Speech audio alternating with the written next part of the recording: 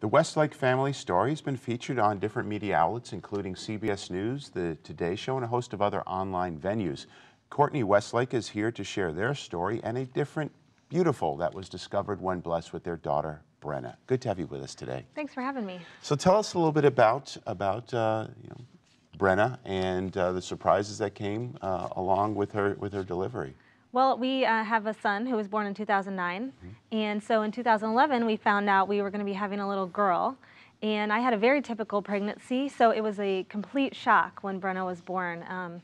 She had this thick covering around her, and her eyelids were flipped inside out. You could barely see her ears, and the medical staff was just very confused when we saw her. And that must have been quite a commotion in the delivery room.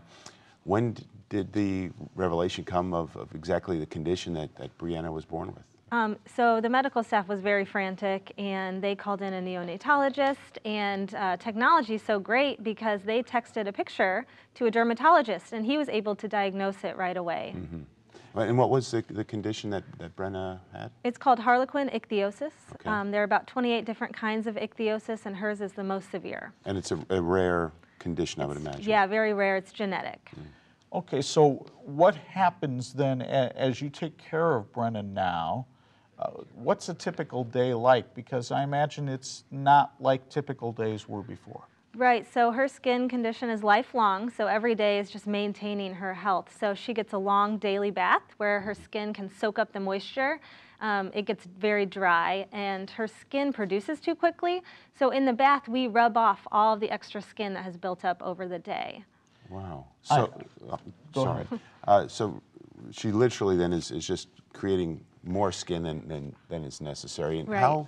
How have you networked with other parents of children with is it harlequin ichthyosis? Yes, we are so fortunate that we have a foundation, the Foundation for Ichthyosis and Related Skin Types, and they connect families with ichthyosis all over the world. So we have actually met other families with the same condition, which has been wonderful. Now, in terms of diet or anything else like that, is there anything different that Brenna has to do in order to maintain her life? Yeah, because she produces skin too quickly, her body uses all the calories to make extra skin. So she needs to eat and drink so much. So all day and all night, sometimes she is eating and drinking. Wow. Yes. Courtney, how has this new addition to the family, how is Brenna? And she seems just absolutely wonderful. It seems like she's smiling in every picture we see of her. But how has that kind of affected your family from a faith-based perspective? Well, when she was born, she was very critical in the NICU, and I have never more strongly felt God's presence in my life than in Brenna's little NICU pod. She was very critically ill on Christmas Eve, and it was such a faith journey that started, I think, in her NICU, and it's only grown since then, as we have seen the way that God has worked through her to reach other people.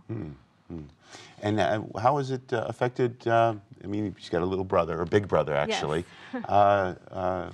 His responses to her as a little sister and that dynamic.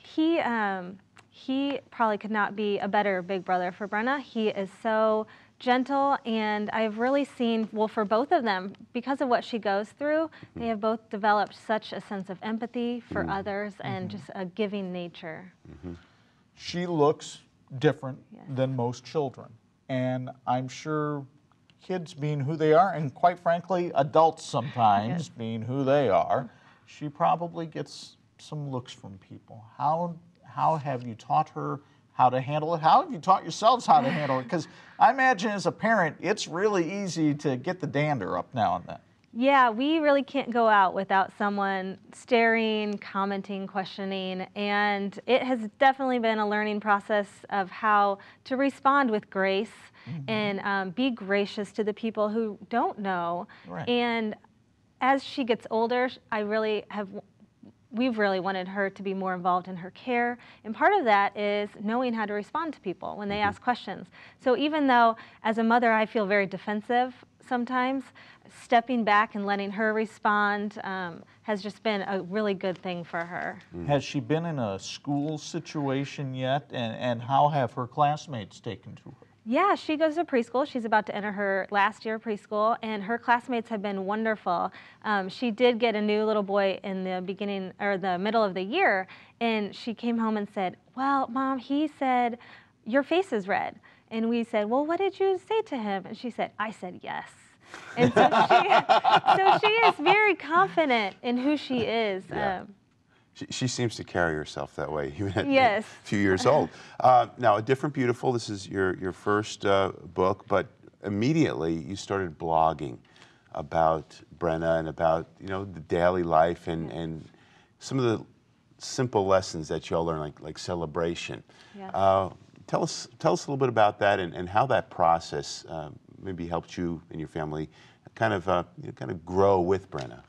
So I began blogging when Brenna was about 3 days old. I really just wanted to update family and friends about her condition since she was so critical. And then I just kept writing, and it became so healing for me. Mm-hmm. And more people began to read, and I think they also found comfort in our strength and faith and learned a lot from what we were going through. And so this book is just a kind of compilation of our lessons over the last 4 years, what we have learned. I share other people's stories, but just how to kind of step back and redefine beautiful in our life, what that looks like, and that's when we can really begin to live in joy and celebration. Yeah. What are some of the key lessons that you've learned? I think for me, it's been kind of stepping back and realizing that things aren't always what you see at first. Mm-hmm. And it's when we can really take the time to get to know a person's story that we can begin to see their heart instead of what's on the outside.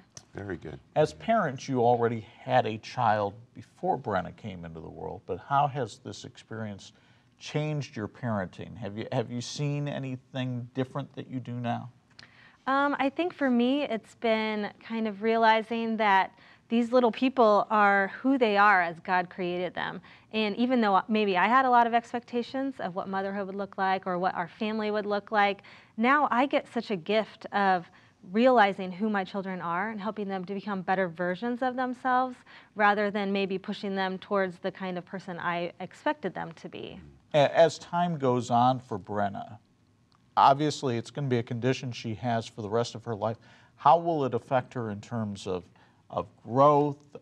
Is there any difference in her life expectation, things like that? Well, the oldest person in the world is 32, but that is because all babies born before that passed away.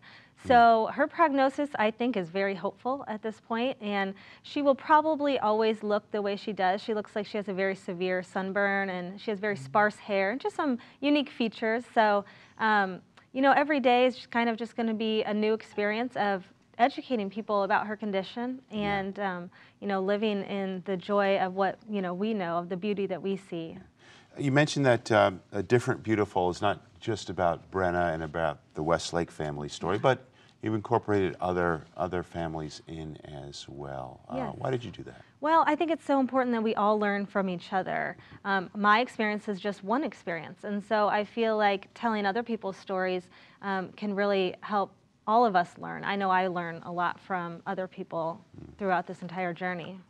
So for someone in our audience, and there are several, I'm sure, that have children with special needs, different circumstances, what would you tell them to encourage them today? I would say to give a lot of grace, both to yourself, to other people, and to let others help you. I think in our society today, a lot of times we get too prideful and we don't let other people help us, and we all really need each other. Wonderful. Courtney, thank you so much for joining us today. Thank you for having me. Yeah, and I'd love to dig in a little bit deeper because really such a powerful story of what God can do when we just kind of step aside and let Him guide us and lead us. Yes. For people to connect with Courtney, if you'd like to connect with Courtney, you can go to CourtneyWestlake.com. Or, as always, you can go to our website, harvest-tv.com. You'll find an easy way to link back to Courtney's site in our info bar and pick up a copy of A Different Beautiful. Coming up a little bit later today, your prayer requests, but up next, we're going to have Brian Bush with the latest news from Israel. We'll be right back.